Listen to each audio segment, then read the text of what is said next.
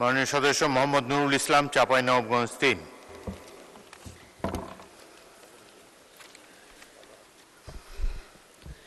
মাননীয় স্পিকার, আপনাকে ধন্যবাদ। আমি নুরুল ইসলাম বুলবুল, 45, চাঁপাইনবাবগঞ্জ 3।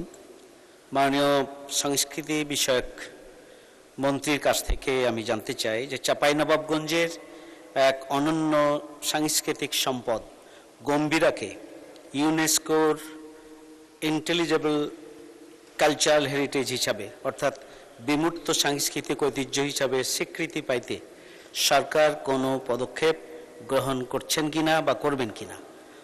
মাননীয় স্পিকার, আপনাকে ধন্যবাদ।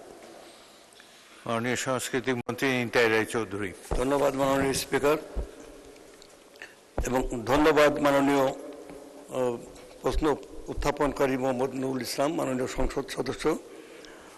ঐতিহ্যবাহী গম্ভীরা পরিবেশনা নিয়ে ভবিষ্যতে ইউনেস্কোর বিমূর্ত সাংস্কৃতিক ঐতিহ্য হিসাবে নমিনেশন ফাইল তৈরির বিষয়ে সরকারের পরিকল্পনা রয়েছে। বিষয়টিকে কেন্দ্র করে ইতোমধ্যে জাতীয় বিমূর্ত সাংস্কৃতিক ঐতিহ্যের ইনভেন্টরিতে তালিকাভুক্ত হয়েছে তালিকা নম্বর 6, যা এর সঙ্গে সংযুক্ত করা হলো। ঐতিহ্যবাহী গম্ভীরা পরিবেশনা নিয়ে ভবিষ্যতে ইউনেস্কোর বিমূর্ত সাংস্কৃতিক ঐতিহ্য হিসাবে নমিনেশন ফাইল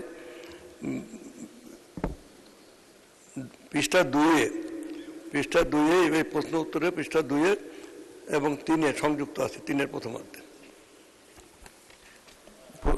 বাকি উত্তরটি পঠিত বলে গণ্য করা হোক। মাননীয় সদস্য মোহাম্মদ নুরুল ইসলাম একটি সম্পূরক প্রশ্ন করতে পারেন। মাননীয় স্পিকার, আপনাকে ধন্যবাদ। আমি মাননীয় সংস্কৃতি মন্ত্রীকে ধন্যবাদ জানাচ্ছি যে ইতিমধ্যে জাতীয় তালিকাভুক্ত করা হয়েছে এবং ইউনেস্কোর তালিকাভুক্ত করার জন্য উদ্যোগ নিয়েছেন। আমি যে প্রশ্নটি করতে চাই যে এদেশের অধিকাংশ মানুষের বিশ্বাস, বোধ, দৃষ্টিভঙ্গি এবং দেশাত্মবোধের ভিত্তিতে এদেশের সংস্কৃতিকে ঢেলে সাজানোর জন্য বর্তমান সরকারের কোনো পদক্ষেপ আছে কিনা। মাননীয় স্পিকার, আপনাকে ধন্যবাদ। ধন্যবাদ মাননীয় সংসদ সদস্য।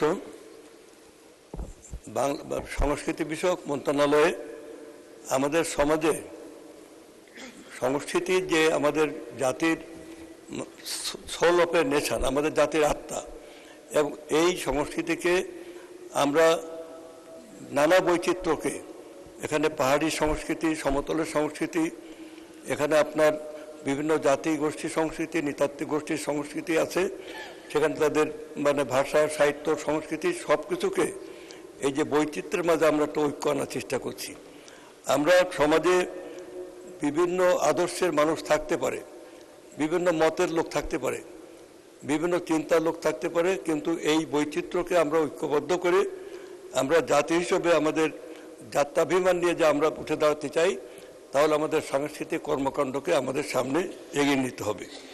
আমাদের এখানে বর্তমানে যে ভয়াবহ মাদক দ্রব্য যেটা যে সবল এনেছে, এই মাদক থেকে বাঁচার জন্যে আমাদের তরুণ প্রজন্ম, ছাত্রছাত্রীদেরকে কচিকাঁচা ছেলে মেয়েদেরকে রক্ষা করতে হলে কীভাবে আমরা করব, মাননীয় প্রধানমন্ত্রী তার প্রশ্ন উত্তর পর্বে তিনি এটা বলেছেন।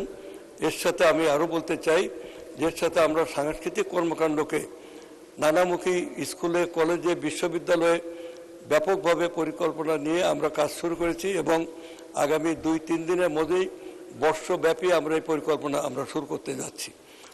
সেদিক দিয়ে আমরা আমরা মাননীয় সংসদ সদস্যকে ধন্যবাদ জানাই, তিনি এই গুরুত্বপূর্ণ প্রশ্নটা এই সময় উপযোগী করেছেন বলে।